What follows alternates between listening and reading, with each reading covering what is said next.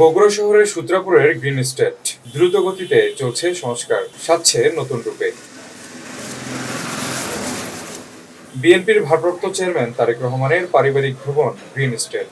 বগুড়ায় এসে এই বাড়িতেই প্রথম উঠবেন তিনি, তাই ভবনকে নবরূপ দিতে দিনরাত ব্যস্ত শ্রমিকেরা।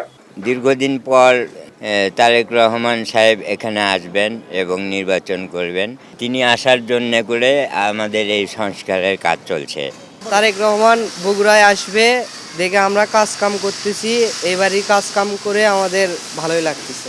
বিএনপি চেয়ারপারসনের উপদেষ্টা ও সাবেক সংসদ সদস্য হেলালুজ্জামান তালুকদার লালুর সরাসরি তত্ত্বাবধানে সংস্কার কাজ চলছে। তিনি জানালেন, তারেক রহমানের দীর্ঘদিন পর দেশে ফেরার খবরে উজ্জীবিত বগুড়াবাসী। তাকে স্বাগত জানাতে এবং নিরাপত্তা নিশ্চিত করতে আগাম প্রস্তুতি নিচ্ছেন তারা। এই বাড়িটা তার নিজের বাড়ি, তারই অর্থায়নে তৈরি এই বাড়ি। প্রায় 12-14 বছর এই বাসায় উনি থেকেছেন। 16 বছর পরে উনি আসবেন, উনি উঠবেন, উনি থাকবেন।